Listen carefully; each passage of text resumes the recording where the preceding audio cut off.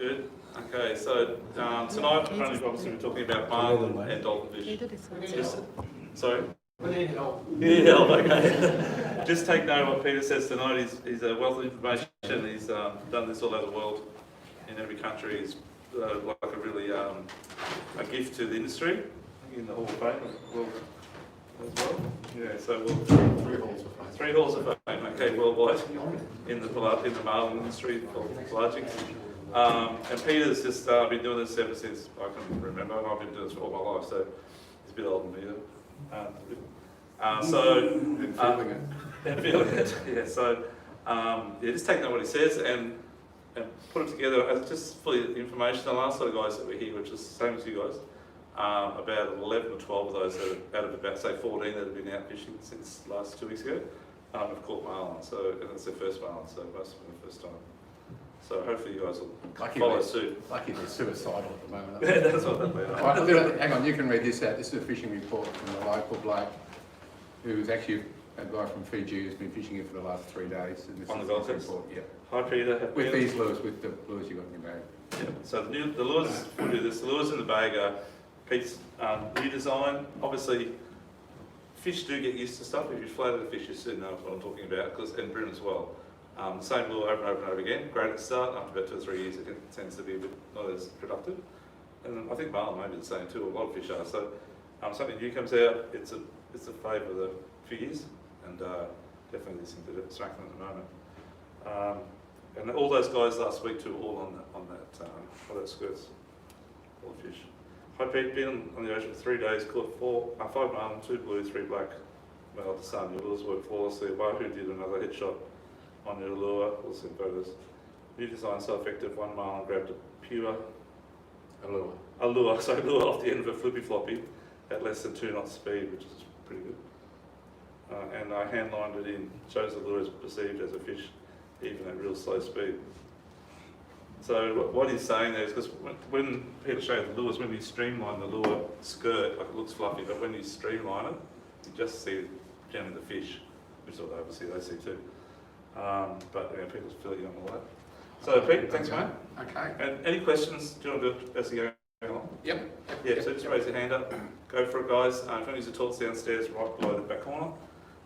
If you want any more water, I'll read someone. And what are we going to go for about now? Better now, whatever the boys have enough. And then are they allowed to buy anything or they have to go home? Till 9 o'clock. Till 9 o'clock? Yeah. Okay. And we'll run through some everything, but it'll go for 2 or 3 weeks after, so later on just gives you the deal tomorrow. Okay, thanks Peter. All right. Okay. So I'm Peter I was Pakula. going to hide downstairs for a bit.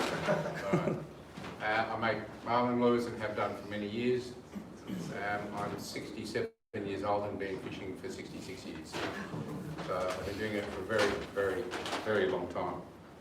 Pakula lures it's very hard to know when Pakula lures actually started, but it's been going for around about 45, 50 years all up. And strangely enough, I never really meant to be a lure maker, but I've always been very, very passionate about the technology of fishing, the physics involved in all the gear and all that sort of stuff. My background is actually industrial fabrics and looms and industrial knitting machines. And all the subjects that I studied at Tech and Uni and all that sort of stuff, I actually ended up doing 66 subjects. Nearly all of them involved something to do with fishing tackle. Like I was really interested in fishing lines, so I studied fibres and actually worked in a nylon producing factory, knitting machines. You're all wearing t-shirts. They basically run 100 cones of yarn into one machine to make that fabric. They make about 1 metre a minute. But because your fabric's nice and smooth, the tension on every one of those threads has to be equal. So you learn an awful lot about drag setting when you're trying to get a couple of 100 spools with an identical drag setting for the machines. So my background has really got a lot to do with the technology and the physics and basically how things are made and how they work. And that's basically how I look at fishing. I'm technically not a game fisherman, I'm just a fisherman. I enjoy catching everything. And I enjoy bringing new things to a fishery, like for example, with the flathead fishing early on in the Gold Coast. I was the guy who started the soft plastic stuffs down deep. I used to troll very large lures with a big female flathead, like the man stretch 30s and 50s, and I could get them down at the bottom of the seaway 60 foot deep and trolling where nobody else could troll. I also got my gear really cheap, as you can imagine being in the industry, so I caught a lot of big flathead fishing where other people wouldn't, which is in the rocks, actually in the rocks, so we're actually hitting the sand pockets where the flathead lie in the rocks. You'd lose a lot of lures, but a lot of them would float up by the end of the day, and other people would grab them or I'd get them back, and it really started off the fishery. So it was very, very exciting. I'm not strictly a lure fisherman, although I am these days. I started off as a lure fisherman, and it's a really interesting story. My parents were immigrants and they wanted their sons to study really hard, and that's all they wanted them to do. And I loved fishing, so I used to go fishing and wag school and go fishing. And every time my parents found a fishing rod, they'd break it. So I used to hide my fishing rods under the wharf in Rose Bay and basically wag school most of the time. They said there's no future in fishing or anything to do with fishing. And they were pretty right. The pay in the rag trade was pretty high, because I went a pretty fair way with it, being a designer and a mechanic who could design fabrics, and actually the clothes that came out of them was paid a lot more than the lure business ever will. But because manufacturing dropped in Australia, all those jobs disappeared. So I ended up becoming a lure maker and pretty much got out of the rag trade. Mainly because I met my wife and I ended up staying on the Gold Coast instead of going back to Sydney where the work was. My wife Jo has been a very important part of Pakula Tackle. In fact, if it wasn't for my wife, it wouldn't have become a serious business. Although I'd been making lures probably for 30 years before it became a serious business, I never really thought you could make a living from it, because I was making a lot of money in my other jobs anyway. In the original few years of making lures for other people had to wait 6 months to a year to get a Pakula lure, because it really wasn't on my list. I'd much rather go to a disco or a bar or go out with a girl or go to a movie than sit at home making lures. Anybody here married? So once you've been married for a while, making lures isn't a bad alternative. So that's pretty much the story in a nutshell. Early on as a lure maker, I thought it was important for me to catch fish. So I won a bunch of tournaments. In fact, I've got over 100 game fishing trophies at home. And it took a few years for me to realise that nobody cares what I catch. The important thing about my business is not what I catch, but getting you guys to catch the fish, because that's what's important to you. Now, no matter how many fish I catch, you're not going to smile about it. You might say good on you, Pete, and then forget about it. But it's not important to you. What's important to you is you guys realising your dream. And I found that the success of my business was not on me catching fish, it was on you catching fish. So that's what tonight's all about, for me to do my best to get you guys to understand what to do, when to do it, and how to do it. Okay? That maybe cut out some of the myths and crap that you've heard and read online. A lot of that stuff, you really think somebody sits down to try and work out how to stop you guys catching fish. Because it's so wrong, it is ridiculous. So let's start off by finding out, okay, who has caught a marlin in the audience? Well, that's a pretty fair bunch, okay. Who actually owns a boat? Just about everybody? The boat. Well, it's your place though, isn't it? We should rephrase that, yeah. I've never actually owned a boat, thanks for all of mine. Absolutely. I saved up for years to buy a boat, and then realised I haven't got enough income to actually run it. So I kept it for about 2 years and then worked out I can't afford it and sell it. And probably done that 15 times through my life, but never really been able to afford to maintain a boat and keep it. I think a lot of you have that cycle as well. It seems a lot of people don't have boats for long, but they have a lot of boats. Okay, in those boats, who's got boats over 25 foot? Couple? How big are you? 31, 32. 31 and 28. 28? Okay. Under 20 foot, hands up. 6.5 meters. 21. Yeah. Okay. I think that sounded like I knew what I was talking about, didn't I? No, I didn't. I think it's about right. What is it? I don't know how long it is. It's a try at 610. Yeah, 6.5. Okay. Fair enough. Who's got outriggers on their boats? Not many. Okay. With the sort of fishing that we're doing now, and over the last few years, in most of the talks that I give, most of the people haven't got outriggers. It's just the way it is. Beginners just don't have them. If you do, they're too short anyway, and more than likely telescopic, which are really flexible and aren't going to help you really set a hook, and all they're going to do is bounce the lures all over the ocean. So a lot of the design over the last 10 years has been based on designing lures for guys without outriggers. Primarily before that, game fishing was a rich man's sport up until about 25 years ago when the trailer boat revolution came in, and you were looking at boats that averaged 30, 32 foot and above, all with very long outriggers. But that situation's changed very much. Australia's a very rare country where it's not a rich man's sport. It's basically any tradie, any worker can afford a boat. Maybe not run it, but they can afford to get it or get a loan to get it. So it's become a pretty economical sport. And the boats have got multi-use. A lot of the people use them for weekenders, basically taking the kids out on the boardwalk and that sort of stuff. So they're multi-use. They're not strictly game fishing boats that need outriggers. Most of the guys don't really fish more than 10 or 15 days a year. It's the exception that fishes more than 40 days a year. So your boats are used for all sorts of stuff, which is fair enough.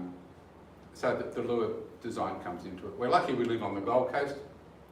The Gold Coast, without question, is the best game fishing ground where you can actually live in a city and work in a city and be on a black marlin ground within an hour from your home and a blue marlin ground within an hour and a half, and that's just from leaving home.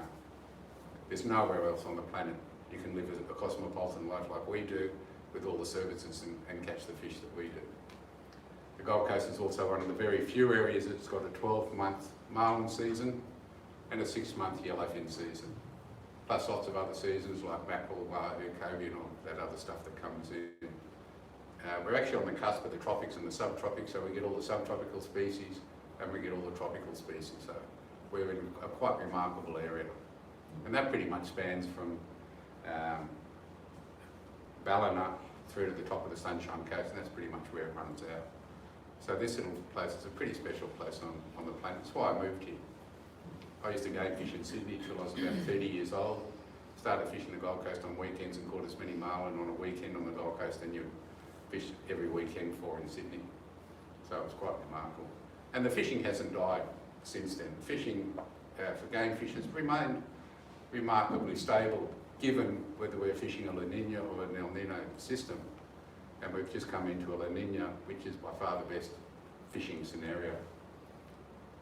During an El Nino, we still get the runs of marlin, but they're generally in pockets. They're generally stuck a bit out wider in spots like Spot X, but they're not in many places. But during a La Nina, because of the way the currents work and basically the way a La Nina works, it's actually pushing the currents towards the coast. So the currents are being pushed from east to west. So they're actually ramming up against our coast. So the warmer, bluer oceanic water gets jammed up against the coast, and it jams everything in there, like all the pelagics and all the bait fish are really much closer to the coast than they are at any other time. And that's what we're experiencing now. Currently there's little black marlin pretty much as far north as Gladstone, and they're already down as far as Port Stephens, and they're spread the whole way along there because it's a La Nina, and it's likely to stay that way probably till the beginning of March, maybe through March to the beginning of April. And during a La Nina, as soon as those little ones move on, we actually get the next year class as well. The fish now are about, most of them around about 14 kilos at the most, and with a few up to 50. But they'll eventually, the smaller ones will move on and we'll get a lot more bigger ones, okay, towards March. And the blue marlin season will kick off strongly in around about February. And the striped marlin have actually been out there consistently now for the last 2 years, which has been remarkable. They're basically between 80 fathoms and 110 fathoms is their migration. The yellowfin migration this year has been pretty spectacular, and they've been migrating where they have been in numbers for the last 15 years, which is in 300 fathoms, which is a long way out for your small boats, but if you ever get good weather, you can have a crack at it. But during a La Nina, you don't get great weather, so it's unlikely you're going to be doing it this year in the smaller boats. Okay. What sort of tackle are you guys using? Who's using heavier than 50-pound line? Anyone? Okay, who's using 50, 24 kilo? Who's using 30 pound? Who's using under 20 pound or under 10 kilo? Okay. If you can sort of work out that the right line class for a fish at its maximum is twice the size of the fish, for example, a 12 kilo fish, really 6 kilo lines is perfect for it. 20 kilo fish, 10 kilo, 30 kilo fish, 15 kilo, that sort of stuff is pretty much perfect for it. Trying to catch those little ratty fish on line heavier than 15 is actually quite difficult. Because they're young, they're soft, their bones aren't set, and you'll actually rip hooks out of them using normal drag settings. The other thing is that if you're not using normal drag settings, say you use 24 kilo, the right drag setting for that is 8 kilo. If you go under that, you're never pulling the stretch out of the line, so you're never actually going to punch that hook or that barb through the fish, so that it'll go 50 yards and one of the jumps it'll split the lure because the barb never went in it. If you can sink the barb in the fish without splitting it, then you'll catch it. Once that hook's in, it's not going to fall off. All this panic about slack line and all that sort of stuff, it's not that important. Before I get too far in it, has anybody got any burning questions they'd like to ask? Yeah, there's always one. Actually, there's always two. There's always two. One thing I'll bring up, you talked about the outriggers. What's the advantage of the outriggers and the long outriggers and... Okay, the advantage of outriggers is the ability to troll lures and lift the leader out of the water. Now, in every other form of fishing you've done, none of you have just taken up game fishing for marlin, and that's the first time you're fishing, is it? You've all been fishermen of some sort. You've caught something else before. Yeah, I caught my first Spanish the other day, so... Okay. But you'd read up that basically leaders are pretty important for all forms of fishing. But to catch a really big trout, you don't use heavier leader, you use lighter leader. Why? Because they're smarter. Okay? These little fish that we're catching now, they're not that smart. You catch them on the heavier leader. But the thing about the leaders in the water when you're trolling surface lures is that the leaders vibrate and they actually have their own bubble trail. And these little fish are pretty dumb. So they're going to see where the leader enters the water in the little bubble trail, and they're going to attack that. Okay? And all of you who have fished for marlin for a couple of years would have pulled in your lures, you didn't see a damn thing, and it's got an abrasion probably 2 foot up from the lure. Has anybody had that? Yeah. And that's the fish actually eating the leader. So by using outriggers, you actually raise more leader out of the water, so that happens less and the fish can actually see the lure and target the lure. And plus, the bubble trail off the leader is a lot less the thinner the leader you use and the less leader there is in the water. Okay? I mean, it can get stupid. I mean, you don't have to go super light. For example, these little blacks, you don't have to go under 100 pound leader, because that doesn't make any difference. Going from 100 to 60 doesn't make any difference to the fish or the bubble trail. But it gets significant where you're going to bust a couple of fish off at the boat and you don't need to do that. So you don't have to go lighter than 100 on these tiny lures that you've got in your bags. People are watching live videos, so we'll show them one of those. Can somebody show? They are those little ones, aren't they? Yep. Yeah, okay. So on that size lure, you really only need a 100 pound leader. If you get bigger than that, you go to 150. It's relative to the size of the lure and nothing else. So if you go one size up, you can go to 150, go to even bigger, you can go to 300. Blue marlin, you can go to 400 pound leader. Once you get to 18-inch lures, they're putting out so much vibration it doesn't matter. Now, why does the vibration matter? Because it's the largest organ a fish has got. It's the lateral line. Okay? The eyesight comes in at the last minute, but basically the thing that a fish works by is the lateral line. That's how it finds most of its things. Okay? It's designed to feel the slightest vibration at the greatest distance. The eyes and the rest of it come in later. Okay? So that's why all our lures have a little shaking thing. We've got venturi jets which also cause a bit of vibration in the water because we're trying to attract the fish. Okay? A venturi jet is different to a normal jet because it's thicker at this end. If you have a look at your lures, it's thicker at the front and really tiny at the back. So it actually creates a pressure wave. It's not an audible whistle, but it's kind of a vibration of a whistle and puts out those same things. which we're trying to appeal to the fish's lateral line. Some of the fish have actually got 2 lateral lines. Can anybody name one of those species? No. It's actually the shark, mackerel, and the blue marlin have actually got 2 lateral lines, so it's really important there. Okay. All right. Just got a question there. Yeah, the length of leader? Yeah, I'll get to that in a second.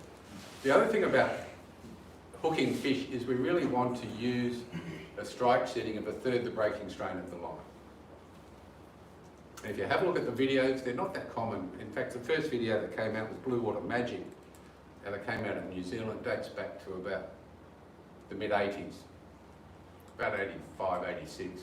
And in there they had the first underwater shot of a marlin eating a lure. It happened to be a Pakula lure, it was a beer barrel back in those days. And when you look at it closely and see how long it takes for that fish to close its mouth, it was under a frame of video, so it's under a 25th of a second. And that's about how long you've got to hook the fish. If you have a look at a marlin's mouth, both jaws are covered in about what feels like 80 grit sandpaper. And once those jaws close, you cannot pull a skirted lure through that fish's mouth. So you want to basically hook it as it's closing its mouth. The next opportunity you've got is the next time it opens its mouth is generally in the middle of a jump. Okay, and that's when the lures fly out because you never hooked it. It's just been hanging on to it. Okay. So the other thing about outriggers is not only do they need to be long and high, basically the best angle is at 45 degrees, so you've got maximum width and maximum height for the length of the outrigger you've got. It's got to be stiff to try and help set that hook. If it flexes too much, it's actually cushioning that hook. It's not going to go in through the barb. So even though a lot of you have got outriggers, they're probably useless unless they're the carbon fibre ones that are very stiff. And likely they've been out for now for about 20 years. Prior to that, we had fiberglass outriggers, which were really designed for skip baits in Australia. We had the long relax ones that basically whipped around, and they were primarily for skip baiting. They weren't designed for lures at all. A lot of you would have seen the American boats with the big aluminium outriggers with all the stays on them and all the wires and all that sort of stuff. They're a rigid system that is great for lures. In fact, there's guys whose whole job it is to actually tension up the wires on those outriggers in marinas. It's actually a full-time job, just keeping those things tight and balanced so that they don't bend. Okay. But 20 years ago, they started developing the carbon fibre outriggers, which are rigid, and they really help set a hook. The other thing, if you're using outriggers, you've got to get a bit more complicated. To get a really great hookup rate, you've really got to use tag lines, which is an extension of the halyard, so that your line basically doesn't go to the outrigger and then down, so you've got a lot of drop back when the fish hits. It's actually a tag line coming off your outrigger, so that when the fish bites it, rubber band snaps and there's no drop back, so once again you've got an immediate takeoff. Okay? Does that all make sense? Okay. Right. What was your question about, does it matter how long the leader is? Yeah. Yes, it does. It absolutely does. To catch or to get a little lure like this working, it will not carry a very large leader. Okay? Basically you'll end up with a sagging leader dragging in front of it, so once again you've got that bubble trail, you've got the vibration, so you really want leaders as short as possible. Now this is my set of lures. I don't know why I bother setting up lures for myself, because I never get to use them anymore. They always disappear before I get to use them. This has only got an 8-foot leader. That's it. So these little blacks, you don't need any more than that, and that lure will work perfectly on an 8-foot leader. And there's no, this rod set up the way I use them, this rod doesn't have a wind-on leader on it. It's just got a double of the main line down to a snap swivel that goes onto the leader. And that lets the lure work to its absolute maximum. Once you start putting extra leader on there and wind-on leaders and stuff, it just really affects the lure action. A lot of people sort of say, well, you really need a wind-on leader. Well, you don't. This is 8 kilo line. You're pretty fit, aren't you? You haven't got a bad back in the first row? No. No? Come on up. You can grab that outfit. Yeah. All right, this is only 8 kilo tackle. And the reason why we use a double, we'll show the glove. Anyway, don't hurt. Just grab the double. Yep. Take a wrap on it. Yep. Bend the rod. Try and break it. Without jerking it. Yeah, probably the lad the thing behind you is not a good idea. Yeah, go on back. Yep.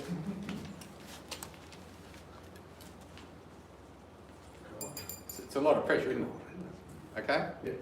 When you consider that you've gone from, that drag is actually set, I said it last time I was here. Let's just wind up a bit. So you can see how much pressure it's putting on that, wind up. No, yeah, just on the strike. Just on the strike? Yeah. When you consider that's how much pressure was on the rod to fight the fish, and then he goes to grab the double, it is more than twice the pressure on the fish. So that's all you've got to do. You don't need wind-on leaders. The other thing about wind-on leaders is you're losing about 10 mil off the top of your reel of line capacity. On that reel, that's close to 200 yards that we've lost if we put a wind-on leader on it, but you've also lost the speed of recovery. And with marlin, they move around a lot. Sometimes the line goes slack, you want to pick up that line as quickly as possible. So you basically want as full a spool as possible so that you're pulling in the most line at the same time. Okay? Does that all make sense? Okay. So the shorter the leader, the better. Now for these little blacks, my recommendation is about 8 foot leader, which is what, about 2.5 metres-ish. For once you start getting into striped marlin, which aren't that big, and tuna, about 12 foot leader. And in the trailer boats that you're using, if you go too long, it gets dangerous because you've got nylon around the boat, getting caught on pleats and eskies and all that sort of stuff. So the maximum we use on a trailer boat is 17 foot, which is about 6 metres approximately. That's the longest that we ever use. Because basically even on 24 kilo on a trailer boat, you can actually pull the boat to the fish on 24 kilos once things start settling down. In fact, on a small boat, a 4 metre boat, like I used to run the cockroach, which was a 4.5 metre Haynes Hunter, I could actually wind the boat to the fish on 10 kilo line because it was a tiny boat. Okay.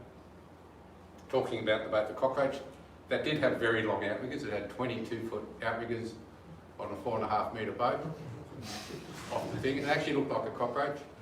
And when I was using 24 kilo line, I got a shot on the outrigger, it actually spin the boat around. So you knew you had a hookup. If you didn't go over the side, you really had to be careful which side of the boat you're going to have a piss on.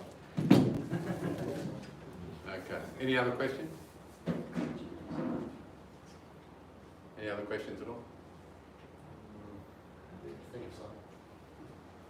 Sorry, how long does the double go into the leader? Look, it's pretty. There are, if you're a member of a club, you're going to have specified maximum lengths.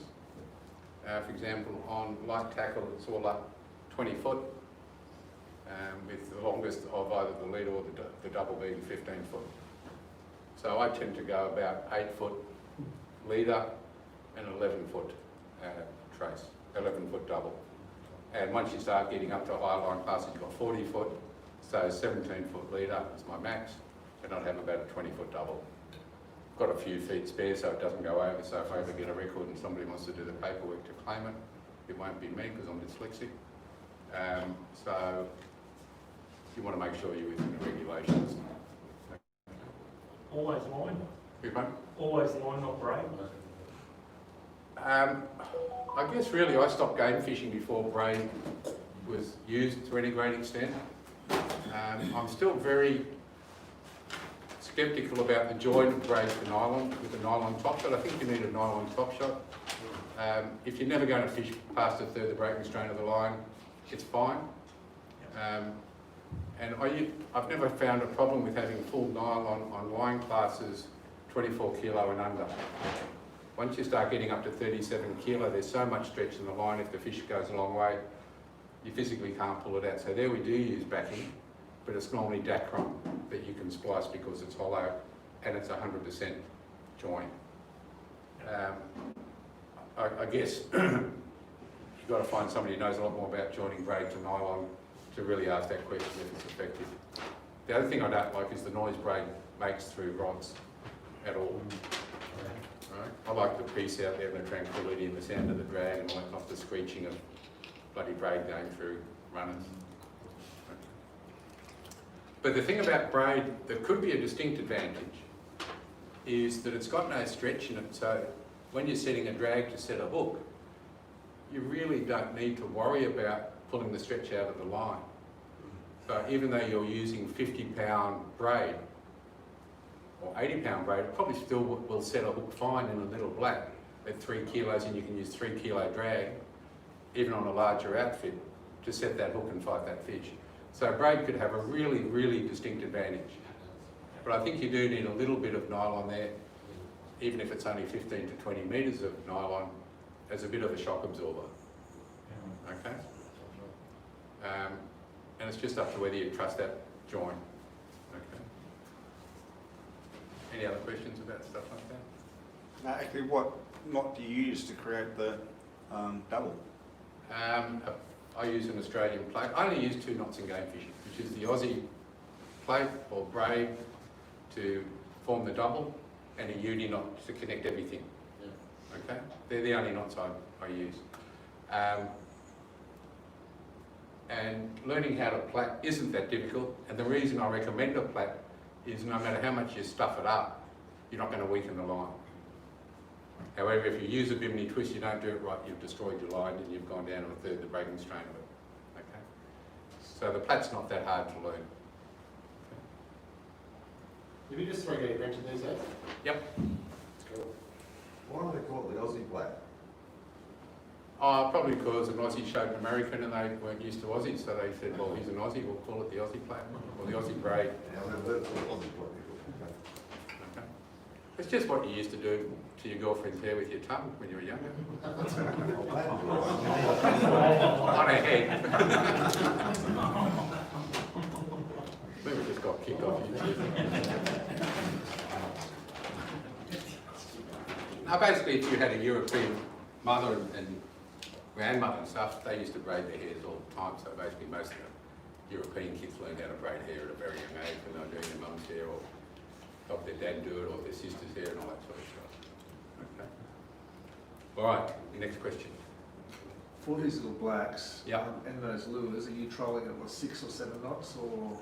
Okay, basically trolling speeds is a pretty important thing to understand. These lures do work at very slow speeds. Like that guy said, even it got attacked at 2 knots and he caught the fish. Okay, but you're not covering any ground. You're also fighting current, so we need a speed when we're trolling lures to cover some water, to find the fish, and to basically attract the fish to or more fish to the lures. So the trolling speed I recommend is about 6.5 to 7.5 knots because everything still remains stable from calm conditions to really rough conditions. The most important thing about catching a fish is the rig. It's not the lure, it's not the lead, it's nothing else, it's just the rig. And we really want that hook point to remain upright to get basically the top jaw of the fish around the jaw bone. And we really want the hook to maintain straight up. At 6.5 to 7.5 knots, it does that, it's stable. Once you start going faster than 7.5 knots, things get more unstable. So once in a while the hook will lean over a bit.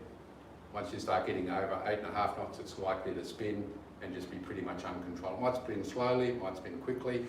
And also there's so much pressure on the lures that instead of it just shaking its head like that, these lures are made on a 3D printer, so they're really concentric. They're actually perfectly concentric.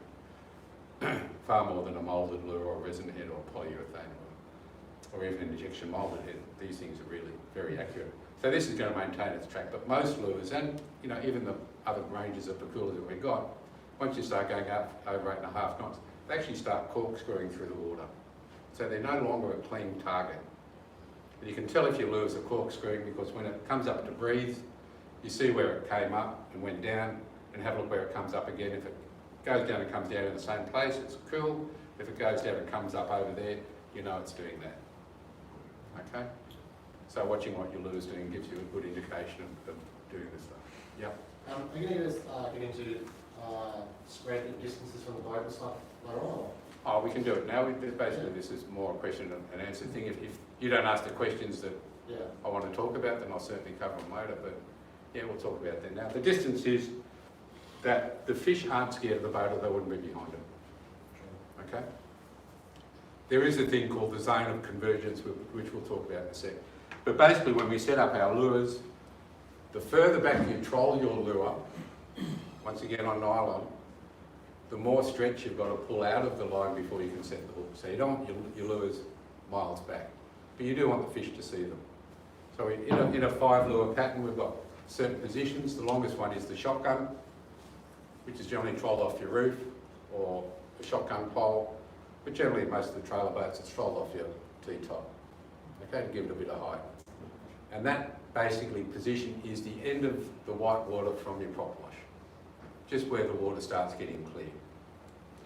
And then the other lures are pretty much spread out from about the second pressure wave. When you look behind your boat, you can see pressure waves. Does anybody know how far apart those pressure waves are?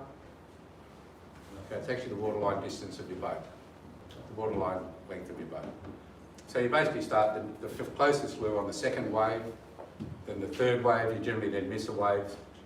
So you're trolling then the 5th wave, 6th wave, and you'll find that shotgun position at the end of your prop wash is generally on the 7th wave. Okay, and that's pretty much where you spread them out. Was it closest or was the second wave, you said? Pretty much, yeah. And then someone. Yeah. You can troll them on the first wave, the fish will eat them, but when I did that I ended up with fish jumping in the boat when they had to learn. That wasn't really all that exciting when it happened. So I tend to troll the lures further back now. I feel like that would be, Big mate? I feel like that would be rather exciting. You're wrecking, but nah. It's not that exciting. And sorry, just clarification. I'll show you some scars later.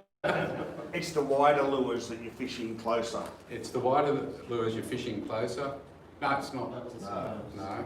Basically, the lures are basically directly off the corners, right? The starboard and port corner is where you troll your closest lures. If you look at the wash, even if you're running dual motors or single motors, there'll be a blue hole in your second wave. You'll see there's lots of white water and there's just this blue hole, and that's where you position your lure. Okay? So if you're running a 3 lure spread, Yeah. the shotgun's still back of your prop wash, Yes, it is. but the other two are where do they, what waves are running You those? still have one on the second wave Second wave? and one halfway between the two. Okay. 4th wave. Second, fourth. Yeah. So it's more just like sort of even distance, like. Yeah, pretty much. And the main reason for that is not the fish. The main reason for the staggering and outriggers is not the fish. You control your lures in a dead straight line, all 4 or 5, 10 of them. I mean, in a dead straight line. Problem is you can't turn your boat. So we actually stagger the lures so that when you turn, the lures don't tangle. That's why outriggers are an advantage, because they give you the extra width, so you can actually turn a lot sharper and a lot harder, and the lures don't tangle up with each other. Okay? In fact, with the very long outriggers on the cockroach, I could actually just do a dead straight U-turn. As fast as I could, the lures wouldn't tangle because they're so far apart. Okay? You got some prizes? I'll later. Yeah. Later. I'm doing well. Huh? I'm doing well. No, I think we just got banned from YouTube. I do. Yeah, I think so. all male crowd. Is it Kane? And I'm the No, it's me. Okay, so that's pretty much the way you spread them out. 6.5 knots. Now the most important thing, and nobody asked this question because the most important thing about coming to these talks is not asking the questions because you're going to find an answer there. It's knowing what questions to ask. Is what direction you're actually trolling. It's probably the most important thing about trolling lures. For those of you who have trolled bait before, if you think about it, you'll spend most of your life trolling into the current. Why have you spent most of your life trolling into the current? Because you're trying to catch them as they're coming. The fish swing up current. No, it's got nothing to do with that. It's because it's easy to control the boat driving into the current. Because you're going slowly trolling baits, you want to manoeuvre your boat, you want to control your boat. You try it in the seaway, right? Troll against the current. Basically put your boat against the current at about 2 knots and your boat's stable, you can basically go wherever you want. Try going down current at 2 knots, you've got no control of your boat. Okay? So that's why you've ended up trolling into the current. When you're trolling slowly with baits, it's because it's easiest. The problem with that is that's what fish are designed to do too. If you've ever watched fish on the surface, schooling around in the seaway or something, have a look at near the rocks, you'll see all the fish are facing into the current. If you go to a river and you see trout cruising, you'll find that they're always facing into the river, into the current. because that's what they're designed to do. If you have a look at the size of the pec fins on a marlin, you'll find they're enormous. They're designed to cruise, and they spend most of their time cruising into the current because that's what it's easy for them. They're not using any energy. They don't feed all the time, and they don't want to blow energy. No predators do. Okay, they do what's easiest. To get a fish to eat something that is not natural, like a bit of plastic, you want them to make a decision really quickly, burn a bunch of energy so they make a decision and just attack anything pretty much that's moving and aggressively. All of you who have trolled into the current with your baits would have had fish come up, have a look at your bait, swim off, have another look at another bait, come back, and even over a lure, just keep checking out, maybe bill whack it once in a while, just sit under it, and they're cruising, they're not blowing any energy. Has anybody noticed that? That that's what they do from time to time? Have you seen that? I've been lucky enough to even see it. Okay. All right. Admittedly, you do need a tower or a bridge to basically have a good look at it. But they do that. But if you're trolling in a direction that makes them burn energy, they will make a decision quickly and far more aggressively. So we actually don't troll into the current, we actually troll across the current or down current. So for example, if you're going to fish a spot, let's call it spot Y, spot X is a bit busy, so we'll call it spot Y. You basically head north of spot Y and you zigzag going east to west across it for a couple of miles until you basically end up a fair bit south. Then don't troll back up, you basically pull your gear in, move back up in front of the spot and basically zigzag down again, and your success rate will be very high. I heard from some of the students, some of the participants in the last talk, that they listened to that, they actually worked it out and realised that it really worked really well for them. A couple of those guys have actually caught 4 or 5 marlin now since that talk, and they said the hookup rate's been spectacular.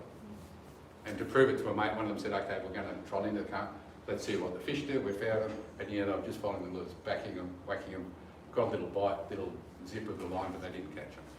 Okay? As soon as you turn around, zigzag down the current, it was great. Who would you like to call? I would like to call anyone. I don't see a little button. Nothing's all at the moment, so. Is that with all? That could get embarrassing. Is that with all species? Or like when you say that, like with the dorsal, any pelagic really, with the dorsal, they just like chill out and cruise. It's not just pelagics. Do you remember the years of doing the big flatties and stuff, flatties, trolling? In the seaweed. Yeah. If you were trolling into the current, you caught very few flatties. So you're actually trolling down current. For example, I told you I could get the lures down 55 foot in the middle of the seaway. That's trolling with the current. Going against the current, they only went 30 foot down. Okay? So it's really interesting. Same with flathead, just about everything going. Trolling with the current is far more exciting. In fact, even in dams it works for barrow. Just work out which direction the current's going in. During the rain it's generally going towards the dam wall. So if you troll towards the dam wall, you actually catch a lot more than trolling back up from the dam wall going up. Okay? Just be careful, don't go over the dam wall. Alright. So that's probably the most important thing for me to mention is the direction of the current as far as hookup rates go and actually getting the fish to be aggressive. Okay? Is it worth jumping from spot to spot to spot Absolutely. and keep doing that theory as opposed to Absolutely. just maintaining? Yes. You know, Yes. You know, it takes a long time to get to know grounds. You know, there was a tournament in 2002 which I fished with my wife called the Grand Slam. There were 28 boats, we caught 7 marlin out of a total tournament of 14 marlin. We only fished one day, they fished 2.5. And basically we caught those 7 marlin 6 different spots. Because I knew probably 15 spots, and basically we'd pick a marlin off one spot, we didn't see much bait, not much activity. So rather than, you know, the fish all knew we were there because of all the noise of the sounders and the boats and stuff, and as soon as we got hooked up, of course other boats move in. So you got like 6 sounders blasting these fish down. So we just moved to a new spot, found fish closer to the surface, got one, same thing up, the boats move in, basically go up. But you know, it was a tournament, so we were pretty much playing a bit of a trick because we were actually going north, which is into the current. But as soon as we went near the spot, I'd actually do a hook, go on the outside of the spot and actually troll south, get the marlin, basically then go back up to the next spot and kept moving north. And all the other boats, because they were following us, just kept going north and they didn't get anything. Right, so that's just one of the examples. Okay. Any other What happens if questions? you find a big school of bait? The thing about a big school of bait is, if it's just a big school of bait and it's blue on your sounder, it doesn't mean anything. There are not predators on every school of bait, or there'd be no bait. They would have eaten it all. There's not predators on each bait. Basically what you look for in a bait school is what I call the apple with a bite out of it. So you're looking for a red ball with some little bites out of it, which is where the predators are coming in and attacking it. The other thing we find off the Gold Coast pretty often is a tower, where you've actually got almost like a cone coming up from the bottom. What do you call them, Christmas trees? Okay. But once again, you don't just want the Christmas tree, you want things on the sides of it. Okay? So those you basically work. But if you've just got a sounder full of bait with no bites in it, and no Christmas tree and no apples, it's not worth hanging around. But you keep a note of your market. It's probably on a GPS spot where you've seen a school of bait 100 times before. Remember where it was. As it comes up to the tide change, pick your best spot and get there. Like if you've been to 3 spots, one was just blue and spread out, one was blue and tight, or you had an apple without a bite on it. If you can get there around a tide change, then we'll probably have bites out of it. Okay, the predators around are pulling it up. Maybe they're not feeding yet. The best thing to look at though is what birds are doing.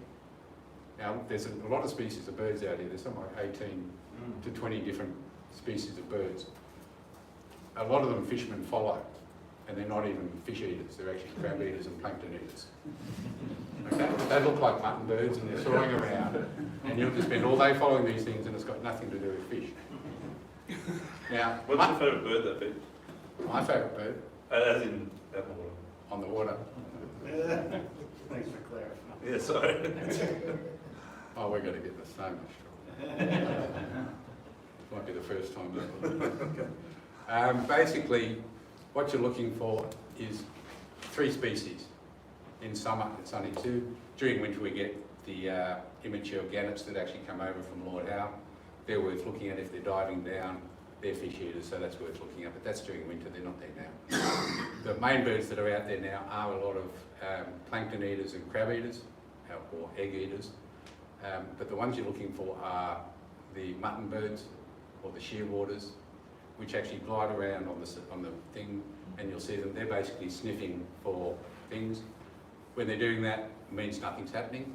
You're looking for ones that are actually working and diving, and the best ones you're looking for are the ones with their heads under the water. They're looking under the water, okay?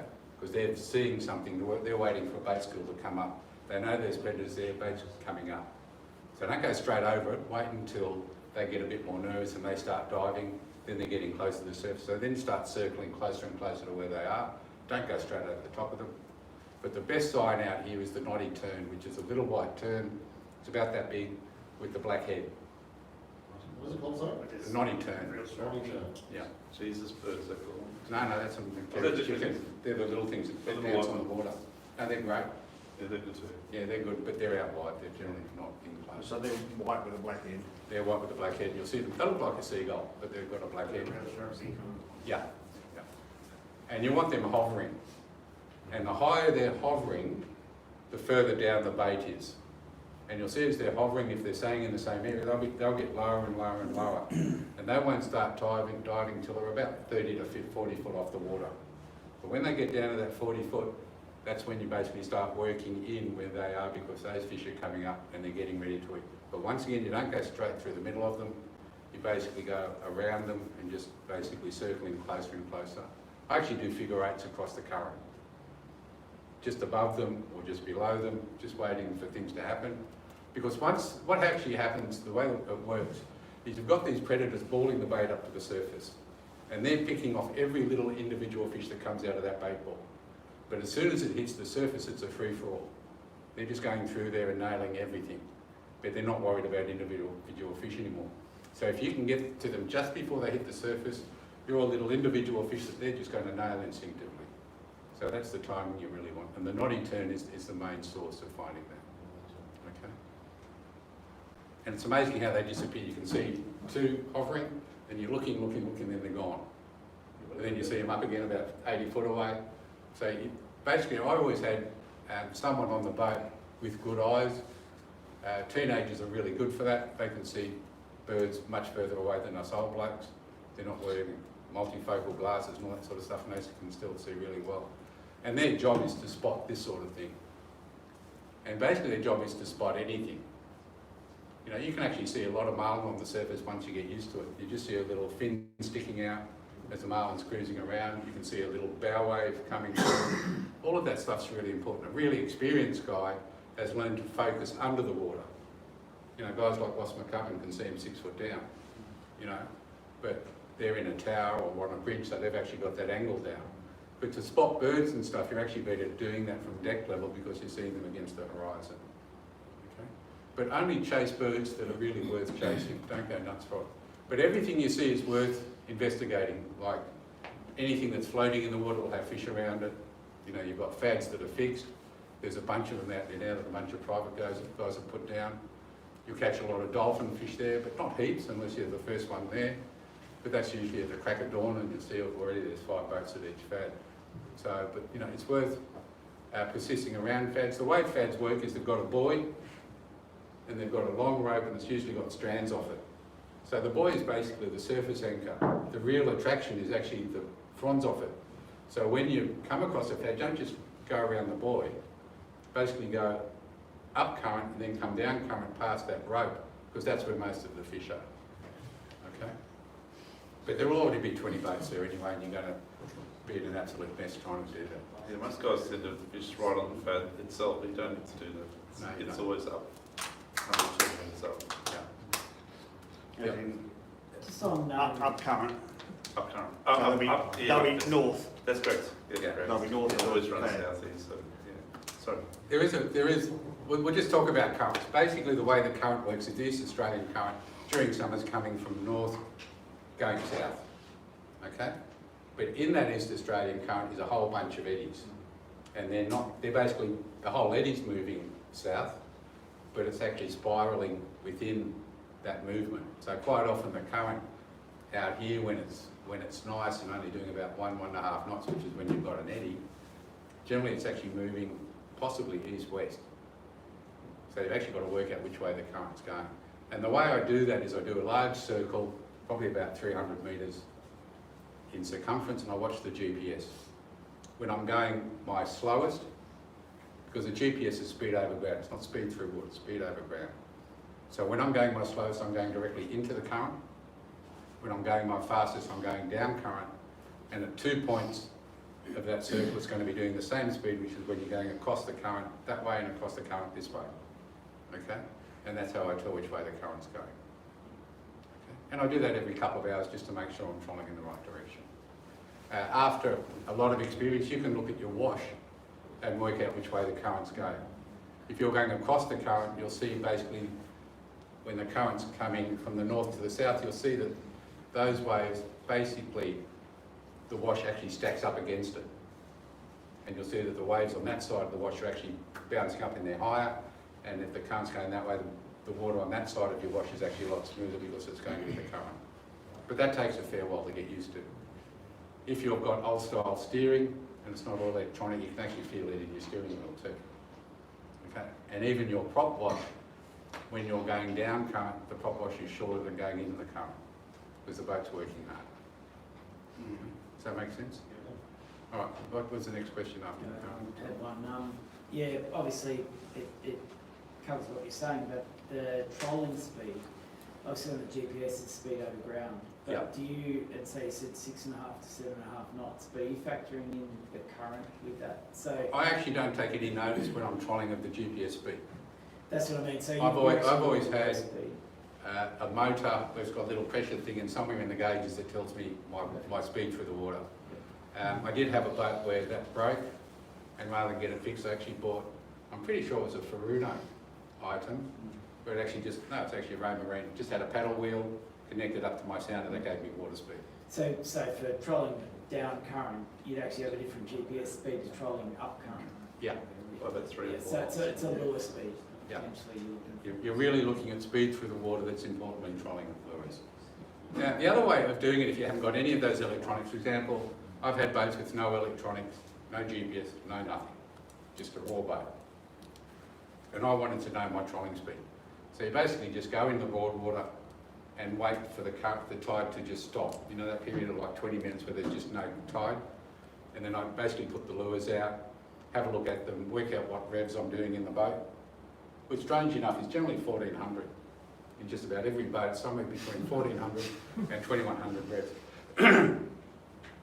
And that's the speed that gives me a pretty good idea. So when I'm out there, I just pretty much stick to that speed and those revs. Okay. Of course, during a really calm day, you're going to want to wake up a bit. When it's dull, you're going to go a bit faster. That's okay too, but don't sort of go over 8 knots because then things just do become unstable. Okay. In really rough conditions, of course, in some of the small boats, it's going to be dangerous at 6.5 knots. You might cut back to 5 knots, but because you're surging in the swell, you're probably going to be doing somewhere between 4 knots going up the swell to 14 knots going down the swell. That's okay too.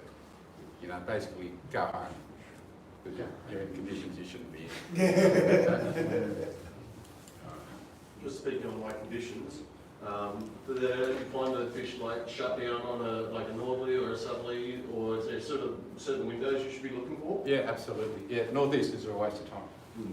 Well, yeah, I've fitted with other fish. Yeah, during a northeaster, you should come and just shop at Doug's. What sort of time frame do you give it until you get back out there? As soon as the northerly changes and goes southerly? Or? Yeah, the second. Yeah, okay. I don't know how a nor'easter changes perfectly cobalt water that is just crystal clear into crap green water in like 5 minutes. And it does it in 5 minutes. And basically it's just sucking up the water from the bottom and the swell and stuff. It's historically, I have caught fish in a nor'easter, but really not many.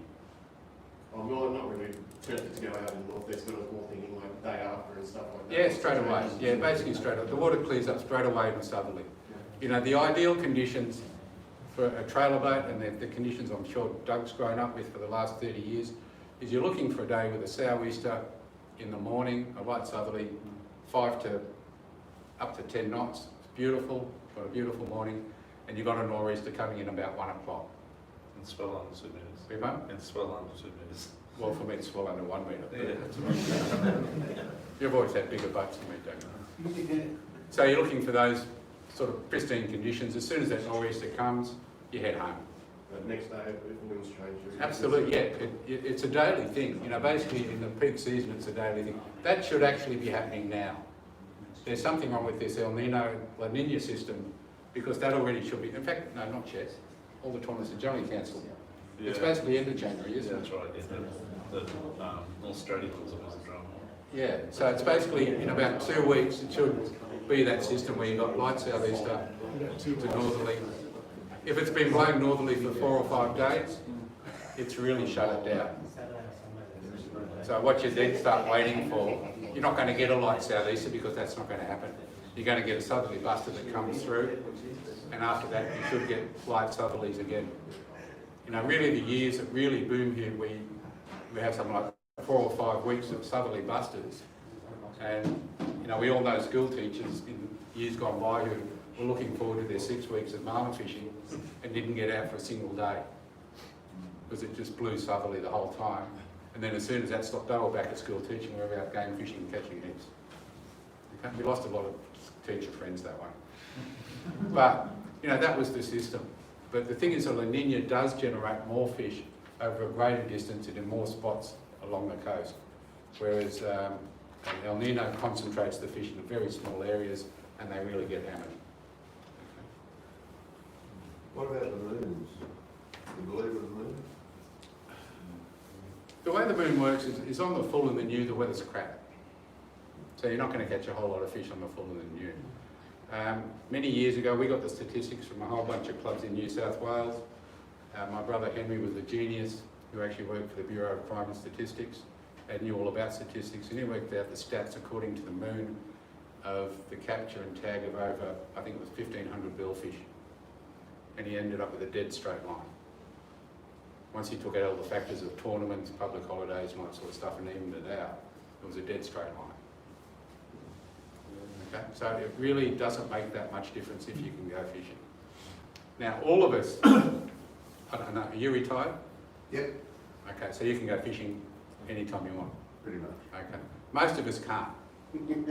All right, I actually can't fish at all because I basically do very long days and basically work every day until I can actually go away. So I go away overseas to get my time off. I'll take you out fishing, mate.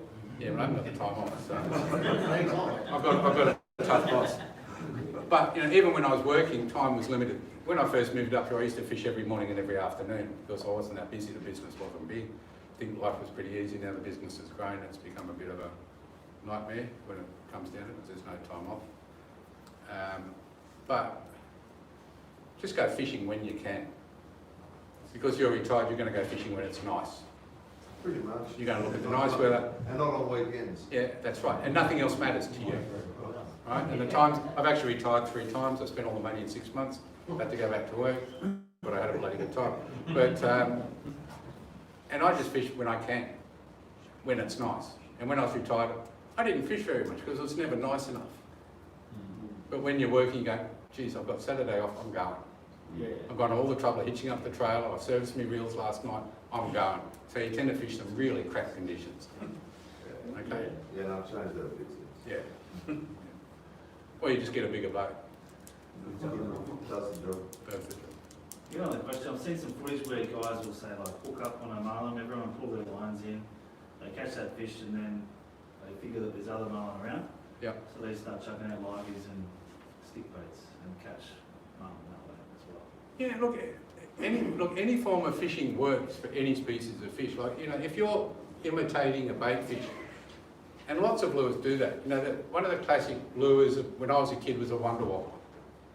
Right? It was a 3/8 ounce. Metal. Yeah, little Wonder Wobbler.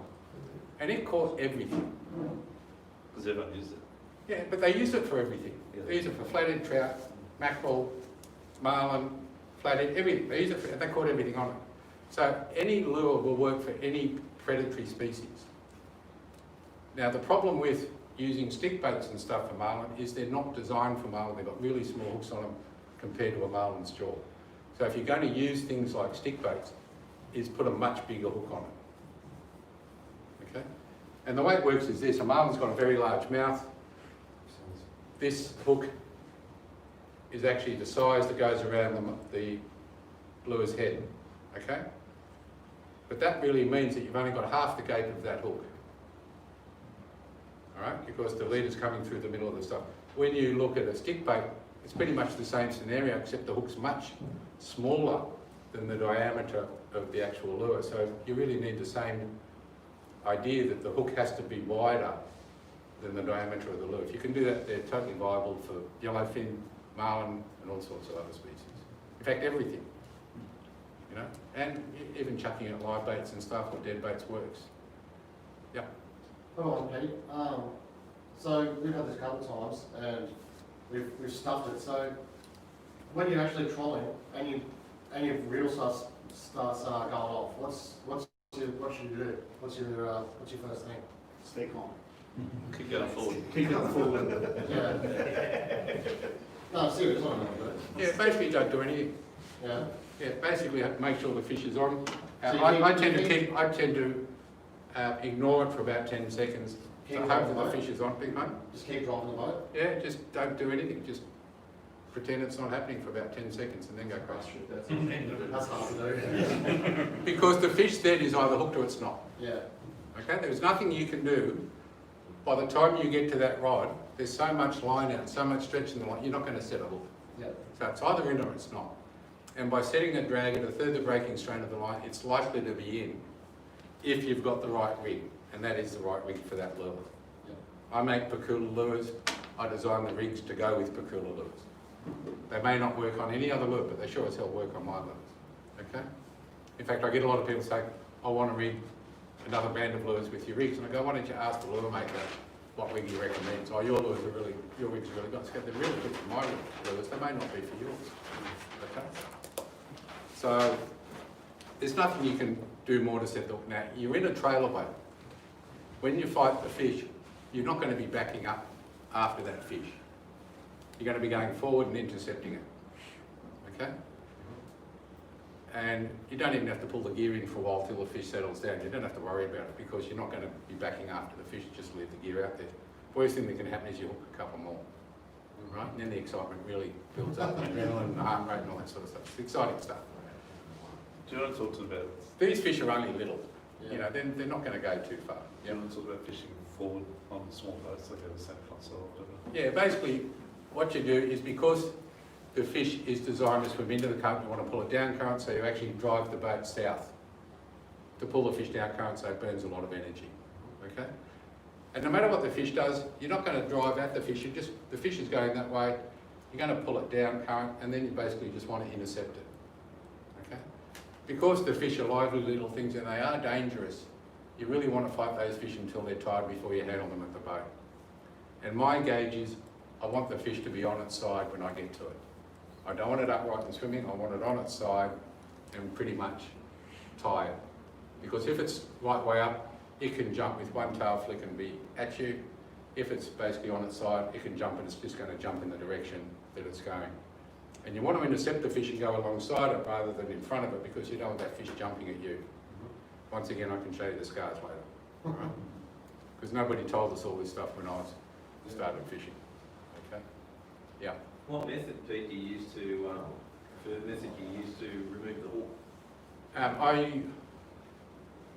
I use hookup tools, which can be anything from a spanner on a stick to a top shot custom made hookup pole that cost me $1,500.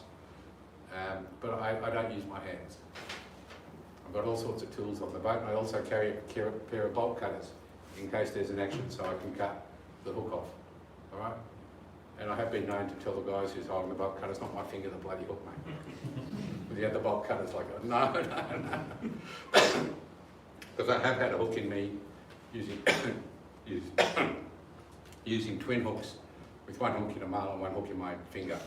And that was pretty scary, except I had two black belt karate guys on the boat and he actually punched the marlin out with a hook. Punched it out.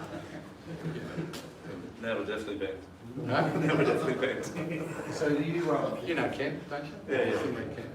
He's So been out of you're grabbing the bill with gloves, or are you, I've seen the other technique of roping the bill, or? Yeah, I rope the bill, so I don't like being held on to. I actually use a bill rope. My actual, I don't like talking about this because I'm liable for you guys getting hurt. But my system is I've actually got a bill rope, which is a loop in the rope, put it around the bill. I then lift the marlin's head out of the water, and I've got a cleat on the side of the boat, and I tie it as tightly as I can. And then I use a hook out tool to get the hook out, and then we drop the fish back, swim it, and let it go. Okay? That's my system. If you grab the bill with your hand, it's going to go nuts. Don't ever grab it with bare hands. Yeah, not with bare hands, because not only it goes more nuts because I think it feels the electrical charge. Strange enough, if you're wearing leather gloves with rubber gloves over it, they don't react that much. So I think it's an electrical charge.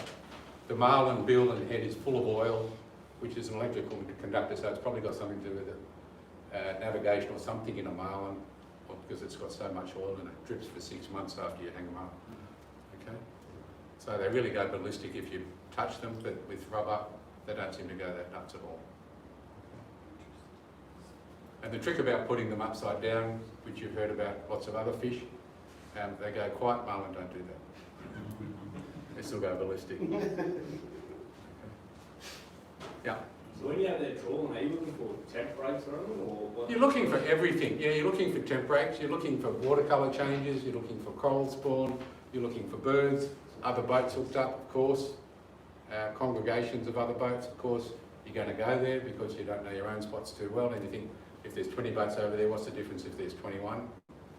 Yeah, so I'll join in. But you're looking for everything and you investigate everything. You know, fish are inquisitive. If there's anything that's different, they'll go in it. But the thing about water, colour and temperature changes is don't assume they're always on the clean water and warm water side. Quite often that bait fish is actually on the cool water side and under the crappy water. Quite often you'll have brown water out off the Gold Coast, but it's only that deep. and the bait fish are actually hiding under it. I had some fantastic days where I was just inside the blue water line in the brown crappie stuff catching marlin, and the water was so dirty on the surface that when we were tagging them, the dorsal was out of the water, we still couldn't see the fish. The water was mud, but it was only that deep. When you're trolling along, you can see there's clear water and you can see how deep it is. We were catching marlin all day. I think we ended up with 9 that day, and there was about 11 boats going up and down the blue water line, but they wouldn't come into the mud because you don't catch marlin in dirty water. But you do, these little blacks of inshore fish, they're used to dirty water. It doesn't bother them one bit. Yeah. Sorry, just to clarify, so if you're chasing the little blacks, you can get in the dirty water, but if Yeah. you're right out, you're on with the bigger stripes and blues. It's the same. Same. It's the same, but there's generally not dirty water out, there's generally cobalt. You don't get that dirty water line so much. You do from time to time, but you basically zigzag right across it, not just along it. You zigzag across it, work both sides, and you find that the bait fish are quite generally in the dirty side, very often on the cold water side. You know, in season, you're really only talking a temperature difference of between 25 and a half to 26, for example. It's only half a degree temperature. Both those temperatures are adequate for the fish, so they can quite well be on either side. And those temperature breaks are a wall to the bait fish. They won't go through it because they're not used to, they can't take great temperature changes quickly. So the fish do use that and wall up the bait fish against it, like that bait, work them up against the surface. So it's really worth looking at both sides of it. Okay. And even now, the temperature, even the cold water temperature now is around about 23 and a half. The warm water side's 24 and a half. Marlin are quite happy in both those temperature breaks. Later on in the season, as winter comes on, you might find one side's 18 or 19 and the other side's 23, 24. So then they're not going to be in the cold water side. But at this time of year, they are. Yeah. How close in before have you started looking for trolling for marlin, say like 16 fathom, 24 fathom? I think for the first 25 years, I never went past 20 fathoms. We used to get them straight out the front of the seaway and basically in amongst the surface of Stradbroke. I've actually got some great photos of marlin being hooked up next to the surface and jumping next to the guys surfing. They didn't like it, but that's where the fish were. During La Nina, the marlin will come right in close. Fraser Island, those fish are in 3 metres of water. Actually, it's about 7 years ago, Mark Lancey got them out on the other fishery dock off Narrowing when it first got built. It put about 8 there. Yeah, no, that was a hot spot. In 6 metres Absolutely. of water. In 6 metres of water. I was in the what I call it, Scottish Prince, Yep. a couple of months ago, Yeah. and saw a marlin swim under my ski. Serious. Yeah. Fantastic. No, they come in Couldn't really believe it. close. They get on mermaid and palmy all the time too. Yeah. Really? Just, sorry to digress, but back to the Swedes. I watched, like, they call them different things over in the States, but like the kingfish are more like your Spanish mackerel. Yeah, they're our Spanish And mackerel. they use skirts over there for them. Yeah. I've never seen to hook a mackerel over here on a skirt. In addition, they do stuff like, you know, the 10, 14 knots for Wahoo. A lot of boats do that We here. do that here. Yeah. And the 2 Wahoo tournaments that I won, I was doing 2 knots. Serious. Because they were stacked up on 23 fathoms. Oh, yeah. There was a pinnacle of them, and as soon as you went past them, you either got what I did, but going that slow in, actually into the current. Remember the Dojo hybrids? Yeah, little ones. Yeah, that just work, and you basically just... And it's the same pump type them of, bombing. it's the same type of head. It's not it's more, or is it more of a aerodynamic head? No, it wasn't. It was basically a very stubby little vibrating lure that we made about 15 years ago. But generally speaking, they'll use metal heads with the skirt attached to the end and troll that. Yeah, a well, long you way really, back. you just don't have to do that for. You just got to find out where they are and keep going back there. Like we've got a spot called 9 Mile, and we've got this where the big swell will break, and about 300 yards north of that is where the Wahoo live. So you just go through there slowly and just pick them off. I suppose the question then, if it was But- when they're heading out to the grounds, you know, if you can keep the speed going, Yeah. you know. There's time of the year to chase Wahoo, and that's generally a bit later, like around about March to about. All right, the guy who did that report, did you remember that report that Dougie read out in the beginning? He actually fishes Fiji. He's actually on the Gold Coast at the moment. I'll read you his report about what you're talking about. Oh, yeah. Roscoe. Come on. You said two knots. I did. Yeah. But normally it's 12. No, 12 but knots. this isn't now a mackerel report. Oh, okay. It just depends on how good you are at using lures. You know, any lure will work at any speed if you know how to run it. And he's actually been running these up to 16 knots. And what you were saying, John, back there, earlier about slowing down or picking going forward in where you've got a fish hooked up, it's quite often in my past, and Pete's probably the same too, you might, once you get that hook up and you've got a chance to get into the rod and you've dropped it back to say 2 or 3 knots still going forward, Yeah. quite often another lure or your mate will start to wind it and that'll get smashed. If there's 2 or 3 of them there at a third of the speed you were doing previously. So, and same with mackerel, I've had many mackerel, I'm just actually playing fishing just in gear, like 1 knot or 2 knots. And my hard body's still out, next one it just screams off at 1 knot. So, as Peter said, if the fish are there, and it's something different, I'll eat it, yeah. So, for you, Kevin, though, if you both like sitting on about 16 knots, yeah, chuck something at the bag of bombs or I something said like that yesterday. I said. There's no you going out there. You need to remember when you trot at that speed, the impact's quite hard on the gear. You can read that Okay, there's not much to it after that one. That's what mackerel do. Pakula's latest 3 outings, this is with the new lures you guys have got. 2 litre replacements, 19 fish hammered it. Don't have these lures at the arsenal, you regret it. Design can be being trolled at up to 13 to 15 knots they're trolling it at. This one's got, it's just got the fish head left on the skirt, all the rest is gone. And they're all mackerel, it's 19 mackerel on one. Unfortunately, I'll read the last line. Unfortunately, I'm not sponsored, so saying this from my heart. I bought another pack of 5 of them.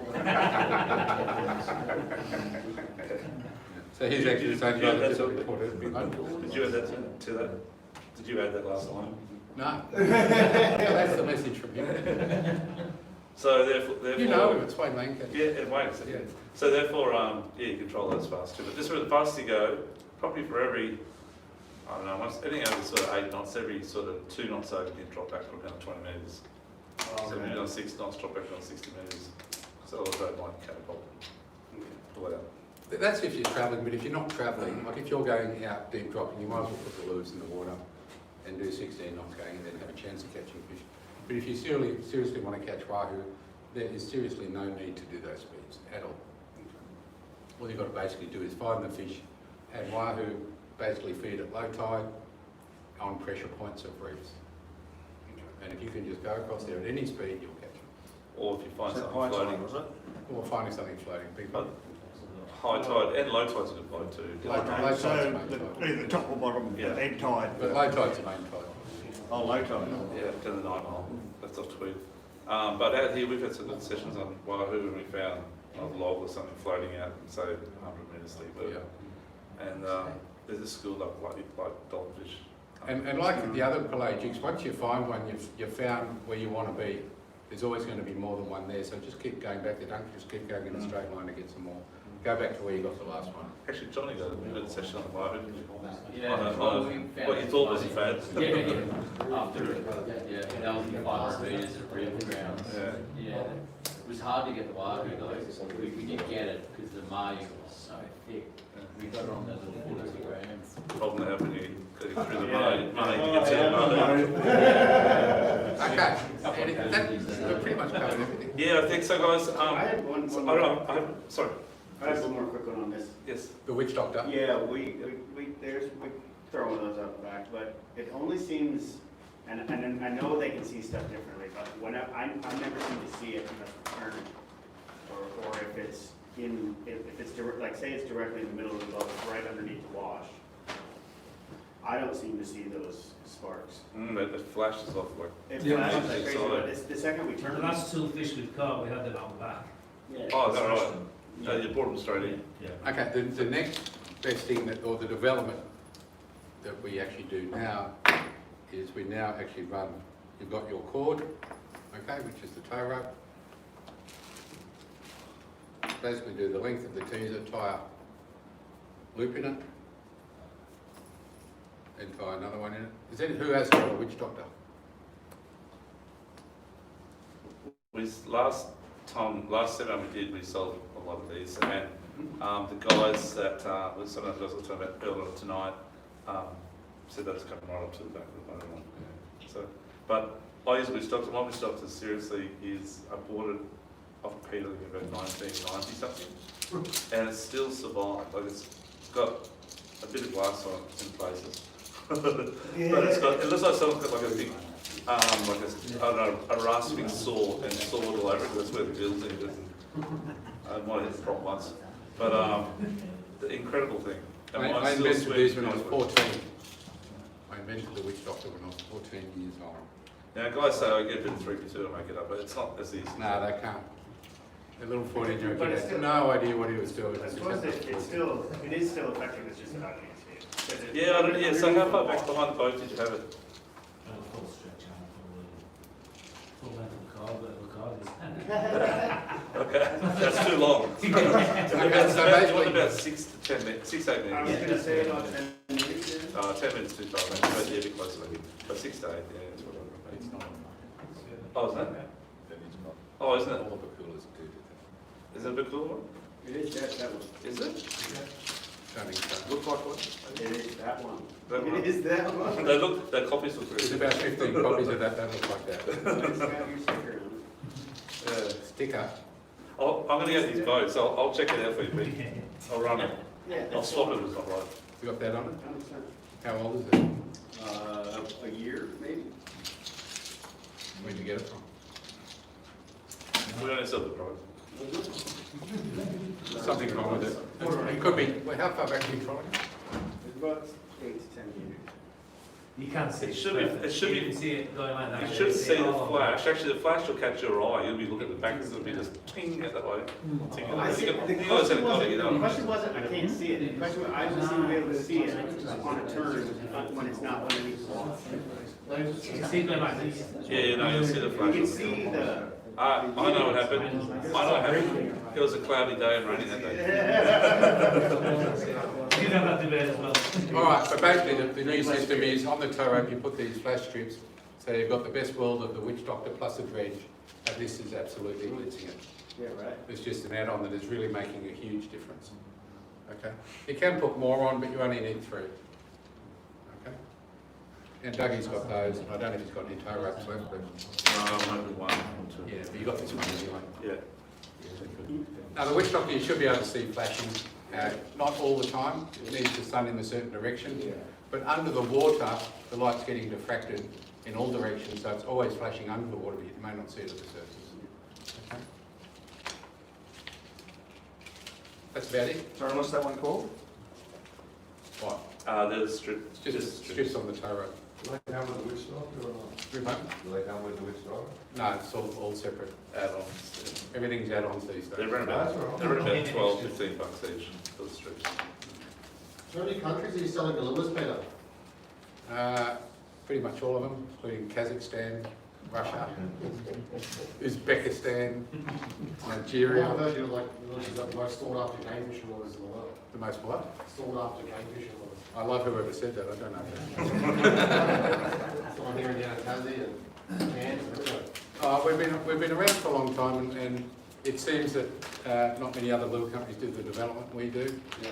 And I don't think there's any other lure company that does talks like this, No, that's right. that tries to help you. So I think that's pretty much, it's that thing of we're here to help you catch fish, and we just happen to make a product. And I think more than selling products, we're actually, when we sell a product, we're selling confidence in that we'll tell you how to use it, and sort of, if you've still got a problem with your Witch Doctor, which I don't think you've got, but We'll sort it we'll out. solve it. Basically we're here to sort problems out. And I heard you make all of them in your backyard, is that right? In sheds in your backyard? The Witch Doctors? No, all your lures. No, I make all the lures at home. In fact, I personally skirt all of them.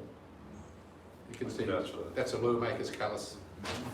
Currently, you skirt all. Yeah. I'm pretty Is that a quick. fisherman's story or what? No, come by my place.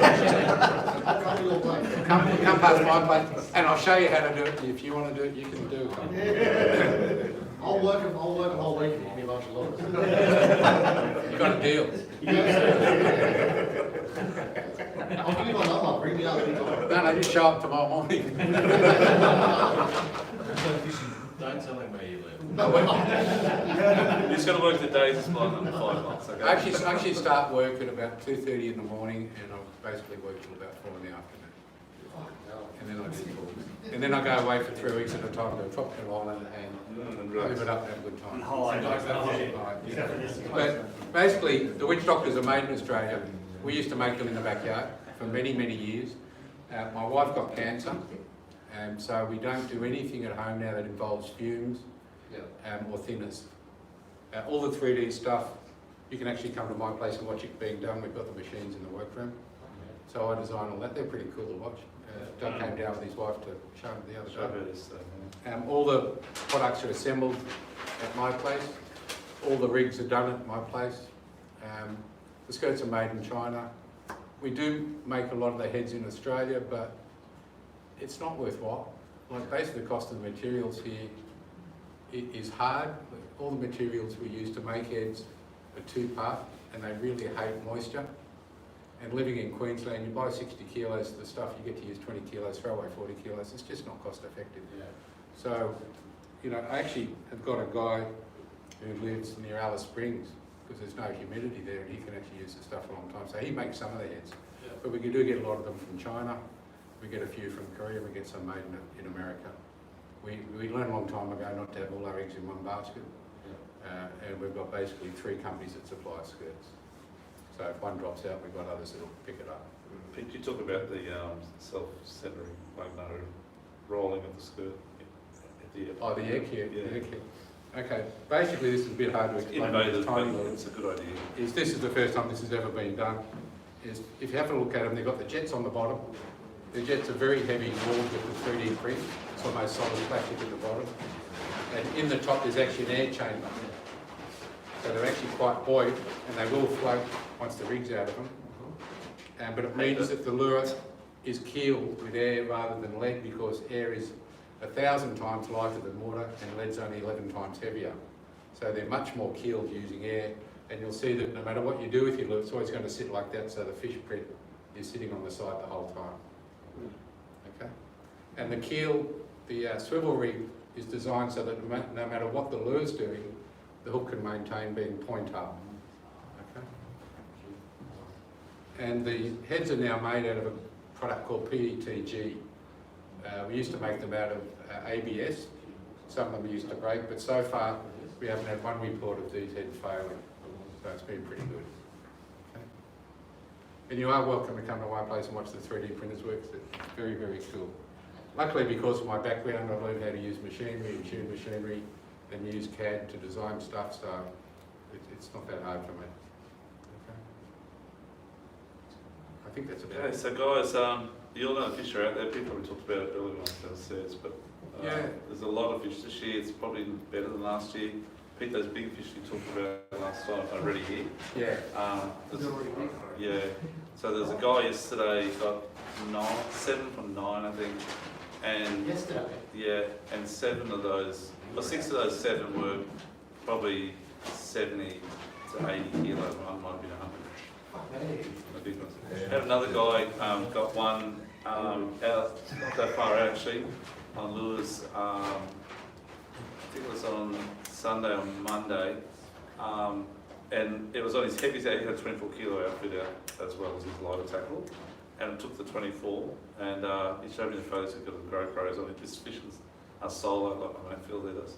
And he got the photos of the fish. Like as seriously, it was 150 kilos, maybe bigger. This thing was like a Cairns fish, like a monster. I haven't showed Peg yet, but it's a pretty big fish. He looked Okay, that's so it for it tonight. broke him off on 24. That's it for tonight. We do, I've only got, oh, you've got the lucky dog prize. Oh yes, good at Okay, just before you do that, asking the best questions, coming up. You, give me the lure, you got the bag. I'll swap you that one for these 5. How's that? Oh, yes. Thanks, mate. Well done. Fuck yeah. And to the old solo fella, you need another lure, you're going to lose shit, like, come on up. You. Wayne, you're up, mate.